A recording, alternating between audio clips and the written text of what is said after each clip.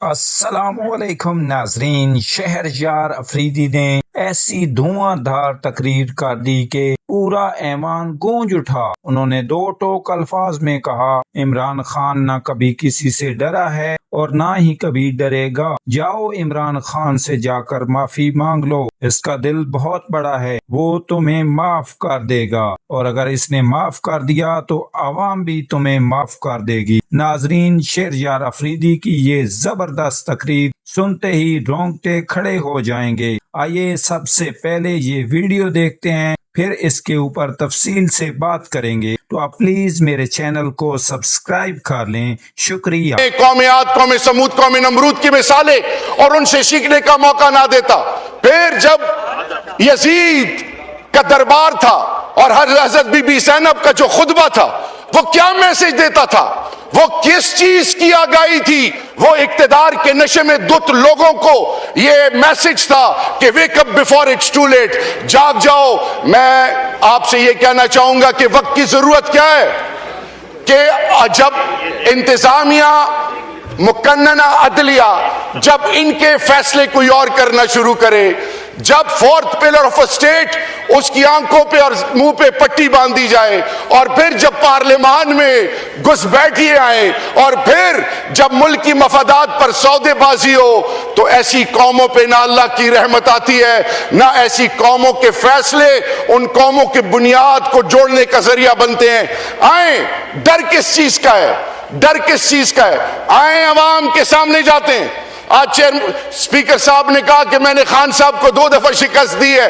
میں آج اللہ کے فضل، بڑی بات سے توبہ، پاکستان کے کسی ضلع میں ایک 25-26 سالہ جوان جس کو کوئی نہیں جانتا، اس کے علاوہ یہ جتنے قداور سیاسی شخصیتیں آئے میدان سے جاتے ہیں، ان کا مقابلہ کر کے دیکھو۔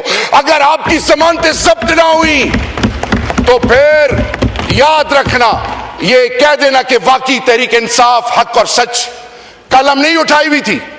میں آج یہ کہنے پہ مجبور ہوں کہ آرٹیکل 26 امینڈمنٹ میں 2.5 ارب روپے ایک M&A کے خریدنے کے لیے تو تھے۔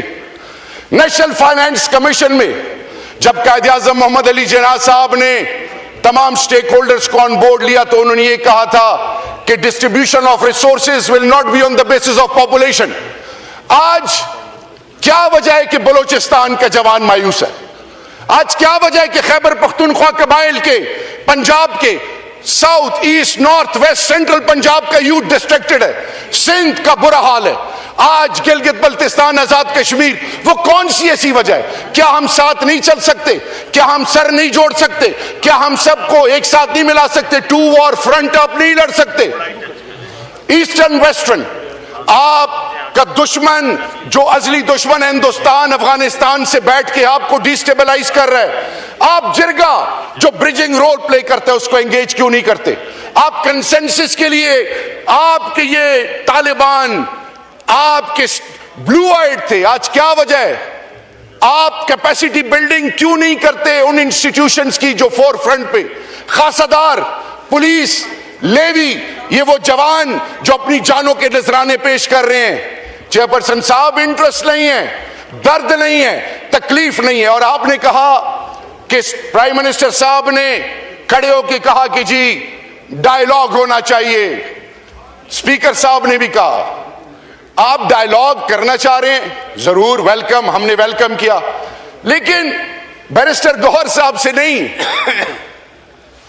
پی ٹی آئی کے سٹیک ہولڈرز جو یہاں پہ، ان سے نہیں، وہ تو آپ کی کسٹڈی میں۔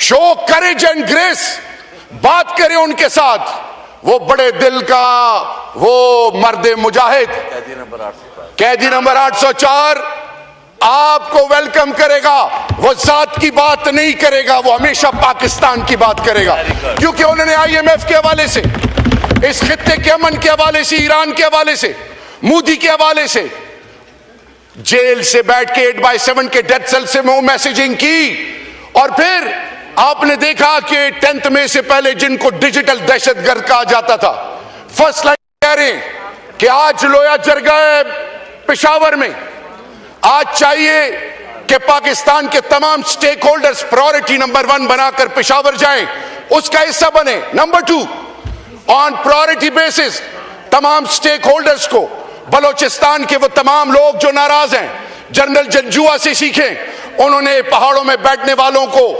एंगेज किया, वो आए मेन स्ट्रीम में और पाकिस्तान का हिस्सा बने। आप बातचीत तो करें, आप कब तक डराएंगे, कब तक रोकने की कोशिश करेंगे, कब तक कहेंगे कि मैं डरा के इसको खत्म कर दूंगा। कोई मेरे चेयरपर्सन साहब, खौफ के बुत खत्म तब होते हैं जब आप कहते हैं ला इलाहा इल्लल्लाह, कि नहीं है कोई माबूद सिवाय अल्लाह के।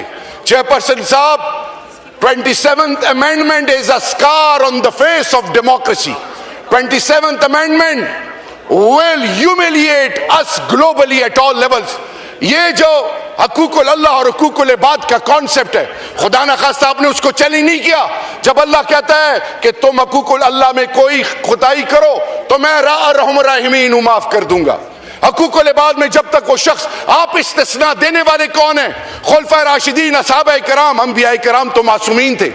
जब खुलफाए राशिदीन, असहाबाए किराम कानून से बालतर नहीं, जब आले बैत कानून से बालतर नहीं, आप कैसे समझ सकते हैं? मेरे कानों से एक जुमला गुजरा कि ता हयात से लेकर आबे हयात, ये आबे हयात भी आप एक्सपेक्ट करेंगे, आबे हयात नहीं है। कुल्लु नफ्सुन ज़ाइक़तुल मौत, मौत बरहक है, मौत आएगी। इस पार्लियामान के बैठने वालों को सोचना है कि हमने एक ऐसा पाकिस्तान देना है जिस पर आने वाली नस्लें फख्र करें, एक ऐसा पाकिस्तान देना है जिसमें कानून और आइन की बालादस्ती हो, एक ऐसा पाकिस्तान जो दुनिया की आंखों में आंखें डाल के मुहज़्ज़ब सिविलाइज तरीके से आगे कामयाबी करे, या एक ऐसा पाकिस्तान जो कि सिसकती हुई माएं, बेचैन परेशान जवान, उनको पता ही ना हो। मैं इस फ्लोर पे ये बात भी करूंगा आज की डिसीजन मेकर से कि वो खारजी, वो पहाड़ों पे बैठने वाले, वो जब कबाइल के पास जाते हैं उन्हें कहते हैं खाना खिलाओ, पानी पिलाओ, वो बेचारे ब्रिजिंग रोल्स प्ले करें। इस कौम को जरूरत है दो चीजों की, एक अल्लाह के फजल से, अल्लाह की बड़ाई और किबरियाई की, और उनके साथ अल्लाह के महबूब के साथ जो हमारी कमिटमेंट है, और दूसरी इस मुल्क को, इस मुल्क के मसाइल का हल, और इस पार्लियामान को एक शख्स की जरूरत है जिसका नाम है इमरान खान। और पाकिस्तान और इमरान खान और ये पार्लियामान लाजिम व मलजूम है इंशाअल्लाह। और याद रखिए, हम अल्लाह और अल्लाह के रसूल के मानने वाले हैं। हमारा ईमान और यकीन है चेयरपर्सन साहब के जब रास्ते बंद किए जाएं, जब हर तरफ से अंधेरा कर दिया जाए, तो फिर अल्लाह की मदद आती है, अल्लाह की मदद जरूर आएगी इंशाअल्लाह। ये हमारा ईमान और यकीन है। हमने अपनी माओ बहनों बेटियों, अपने इस इंडिया पार्लियामेंटेरियंस, ये शाह महमूद कुरैशी साहब से लेकर यास्मीन राशिद साहिबा और वो तमाम असीरान, वो तमाम लोग जो लाजवाल कुर्बानियां दे रहे हैं, उमर सरफराज सीमा मेरा भाई, वो सब जो इस आजमाइश में इस वक्त डटे हुए हैं, खड़े हुए हैं, वो क्यों डटे हुए हैं? उनको तो जाती कोई फायदा नहीं। क्या उनके घर के खर्चात किसी खास जगह से जाते हैं? नहीं, वो इसलिए डटे हैं कि वो शख्स जो आइन और कानून की बालादस्ती की बात करता है वो सच्चा और खरा है। वो जात की बात नहीं करता, वो अपनी बात नहीं करता, अपनी बीवी, अपने बच्चों, अपने वफादात, आखिरी कंक्लूडिंग मिनट, अपनी जात की बात नहीं करता। वो पाकिस्तान की और नाजरीन, आपने शहरयार अफरीदी की ये मुकम्मल तकरीर सुनी। अब आप अपनी राय कमेंट में जरूर बताइए कि क्या आप इनकी बात से इत्तेफाक करते हैं या नहीं। अगर वीडियो पसंद आई हो तो इसे लाइक करें, अपने दोस्तों के साथ शेयर करें और हमारे चैनल को सब्सक्राइब करना हरगिज ना भूलिए, ताकि पाकिस्तान की सियासत से मुतल्लिक हर बड़ी खबर और तजिया आप तक सबसे पहले पहुंचता रहे। इजाजत दीजिए, अल्लाह हाफिज।